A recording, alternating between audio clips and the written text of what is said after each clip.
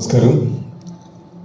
ജിത്തുചേട്ടൻ പറഞ്ഞ പോലെ ഈ സിനിമയുടെ സ്ക്രിപ്റ്റ് എൻ്റെ അടുത്ത് അർഫാസ് പറയുന്നത് ഞങ്ങൾ കൂമൻ ഷൂട്ട് ചെയ്യുന്ന സമയത്താണ്.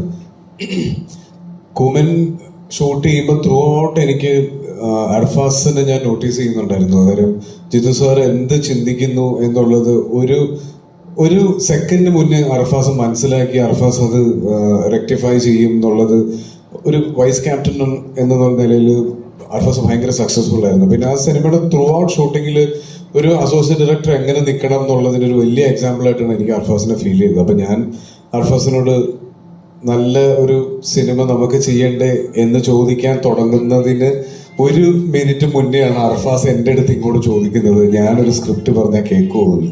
അപ്പം ഞാൻ പറഞ്ഞു, അർഫാസ് ഞാനിത് അങ്ങോട്ട് ചോദിക്കാൻ നിൽക്കുമായിരുന്നു എന്ന് പറഞ്ഞു.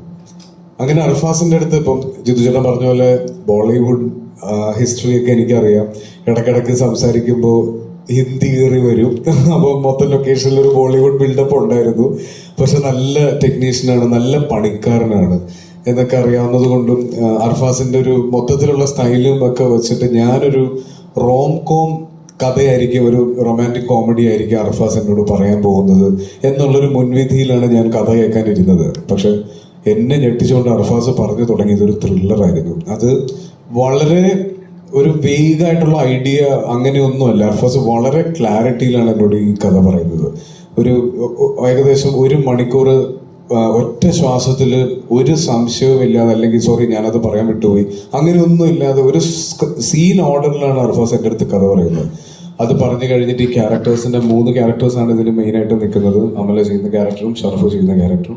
ഇവരുടെ ക്യാരക്ടർ ഹിസ്റ്ററി, ബാക്ക്ഡ്രോപ്സ്, ഇവരിങ്ങനെ പെരുമാറാനുള്ള കാരണം എന്ന് വേണ്ട ഞാൻ എന്ത് സംശയമാണോ ചോദിക്കാൻ സാധ്യതയുള്ളത് അത് മുഴുവൻ അർഫാസ് എനിക്ക് പറഞ്ഞു തന്നു. അപ്പോഴും ഞാൻ എക്സൈറ്റ്മെന്റ് ഒന്നും മനസ്സിൽ വെച്ച് നേരെ ജിത്തുചേട്ടൻ്റെ അടുത്ത് പോയി പറഞ്ഞു, ചേട്ടാ എനിക്ക് ഭയങ്കര വർക്കായി, നമുക്കിത് പിടിക്കാം എന്ന് പറഞ്ഞ് പിന്നെ അങ്ങോട്ടുള്ള ഓരോ സ്റ്റെപ്സും എന്നെ എക്സൈറ്റ് ചെയ്യിപ്പിക്കുന്ന രീതിയിലായിരുന്നു അർഫാസിന്റെ എൻ്റെ അടുത്തുള്ള ഓരോ മീറ്റിങ്ങും. അപ്പൊ അങ്ങനെ വന്ന് ഞങ്ങളിത് ഷൂട്ട് ചെയ്യുമ്പോൾ ആദ്യം ഷൂട്ട് ചെയ്യാൻ പ്ലാൻ ചെയ്തത് ഒരു ഭയങ്കര ഡെസേർട്ടഡ് ആയിട്ടുള്ള ഒരു സ്ഥലം വേണമെന്നായിരുന്നു. അപ്പോൾ മൊത്തത്തിൽ ഈ സിനിമയുടെ ഒരു നെറേറ്റീവിലും മേക്കിങ്ങിലും അർഫാസിനൊരു പുതുമ ആഗ്രഹം ഉണ്ടായിരുന്നു. അപ്പൊ അങ്ങനെ അതിൽ നിന്നാണ് ഇതിനൊരു പുതിയ ലൊക്കേഷൻ തന്നെ വേണം, അല്ലെങ്കിൽ നമ്മൾ സ്ഥിരം കാണുന്ന മലയാള സിനിമയിലോ മേ ബി ഒരു സൗത്ത് ഇന്ത്യൻ സിനിമയിൽ നമ്മൾ കണ്ടിട്ടുള്ള ഒരു ഫ്ലേവർ മാറ്റി പിടിക്കണം എന്നുള്ളതിലാണ് ഈ സിനിമ ട്യുണീഷ്യ വരെ എത്തുന്നത്.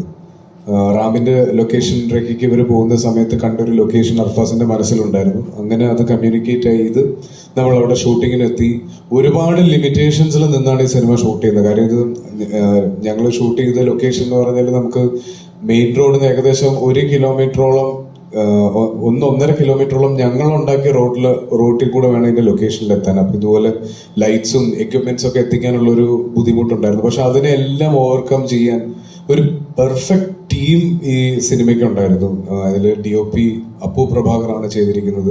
മലയാള സിനിമയിൽ ഇനി അറിയപ്പെടാൻ പോകുന്ന, അല്ലെങ്കിൽ മലയാള സിനിമയിൽ ഏറ്റവും തിരക്കുള്ള സിനിമാറ്റോഗ്രാഫേഴ്സിൽ ഒരാളാവാൻ പോകുന്ന ആളായിരിക്കും അപ്പു. അതുപോലെ JD ഇതിന്റെ സൗണ്ട് ചെയ്തിരിക്കുന്നവർ, ഇതിന്റെ ടെക്നിക്കൽ സൈഡ് മുതൽ ഇതിലെല്ലാവരും ഈ സിനിമയെ ഇഷ്ടപ്പെട്ട് ഇതൊരു നല്ല സിനിമയാക്കണം എന്ന ആഗ്രഹത്തോടെ വർക്ക് ചെയ്ത ആളുകളാണ്. ഒരു ചെറിയ ക്രൂ വെച്ചിട്ടാണ് ഈ സിനിമ ഷൂട്ട് കംപ്ലീറ്റ് ചെയ്തത്. അത് ജിത്തുചേട്ടനെ പോലെ ഒരു ആളുടെ ഗൈഡൻസിൽ ഈ സിനിമ റിലീസാവുന്നു. അപ്പൊ എനിക്ക് ഒരുപാട് പ്രതീക്ഷയുള്ളൊരു സിനിമ കൂടിയാണിത്. അപ്പൊ ഇതിന്റെ ട്രെയിലറും ഒക്കെ കണ്ടു കഴിയുമ്പോൾ ആളുകൾക്ക്, നിങ്ങൾക്ക് എല്ലാവർക്കും ഇതിന്റെ ഒരു മൂഡ് മനസ്സിലായിട്ടുണ്ടാവും എന്ന് ഞാൻ വിചാരിക്കുന്നു. ഇതൊരു തിയേറ്റർ ഫൺ എന്റർടൈനർ എന്നൊന്നും പറയുന്നില്ല, നല്ലൊരു സിനിമയായിരിക്കും ഇത് എന്നുള്ളതിൻ്റെ അകത്ത് എനിക്ക് ഒരു സംശയമില്ല. ബാക്കി കണ്ടിട്ട് നിങ്ങളാണ് തീരുമാനിക്കേണ്ടത്. Thank you.